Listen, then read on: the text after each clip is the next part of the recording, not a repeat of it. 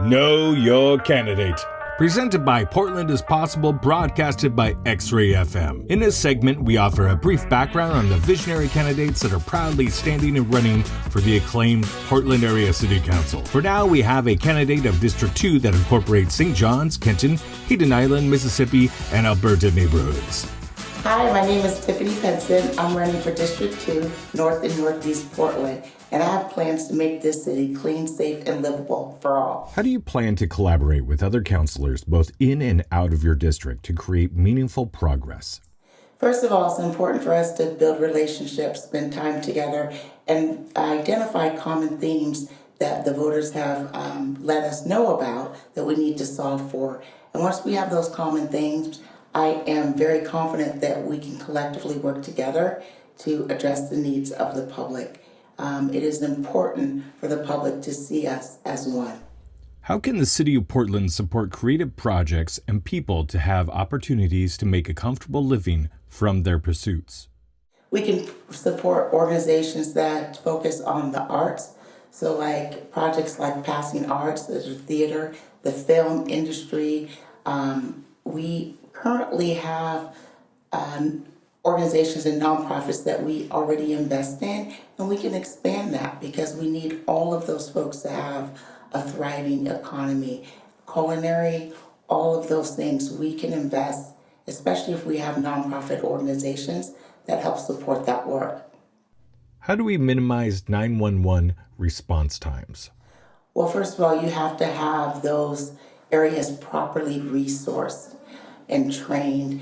And one of the things that is really important, those folks in those stressful jobs, is that we take care of them. We take care of their mental health within the city. And so my team, People and Culture at Work, that I currently lead, is about how do we take care of the full employee to better enable them to do their jobs. What would or should the average Portlander's day look like in 30 years?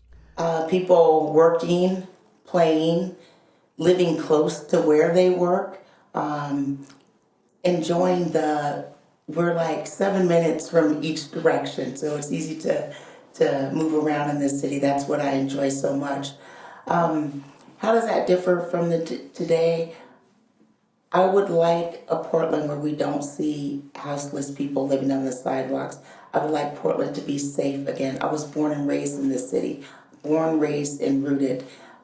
Downtown was my playground. At 9 years old, I took the bus from the east side all the way to the west side for school, all through my years of schooling. And so I have the best playground of all, which is downtown. And so I'd love to see that safe and livable, and everybody just bustling around in all of our districts. The Central City has become unaffordable for most Portlanders to live and less attractive to work in or visit. Is that a problem? What's your vision for the future of the Central City?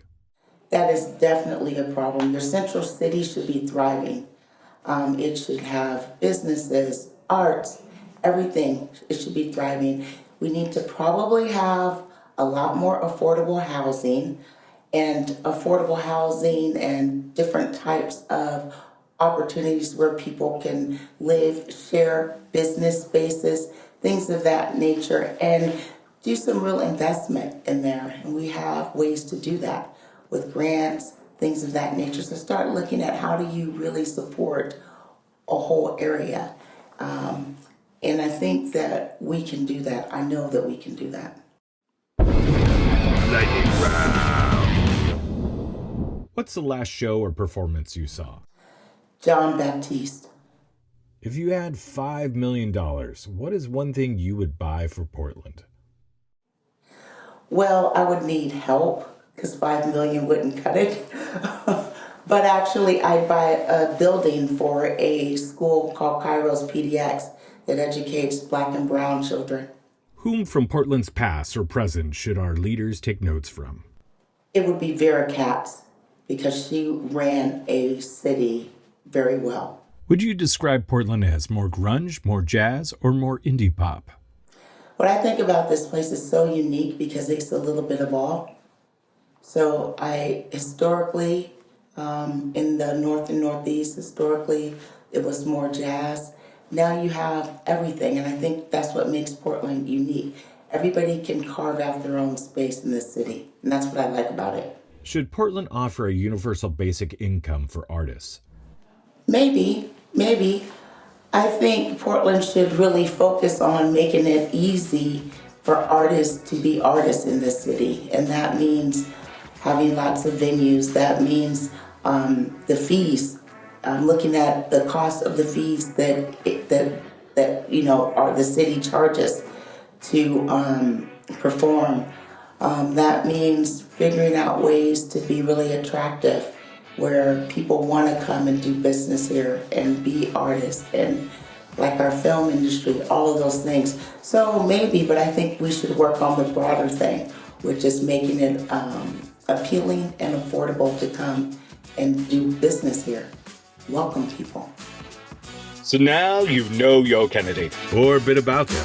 We like to thank the visionary candidates, also like to especially thank all the volunteers and organizations that put this together. We couldn't do this without you. To look at each candidate, be a good Portland citizen, and to be a dashing and informed voter, listen to X-Ray FM to learn about ballots and the new ranked choice voting system. And check out portlandpossible.org.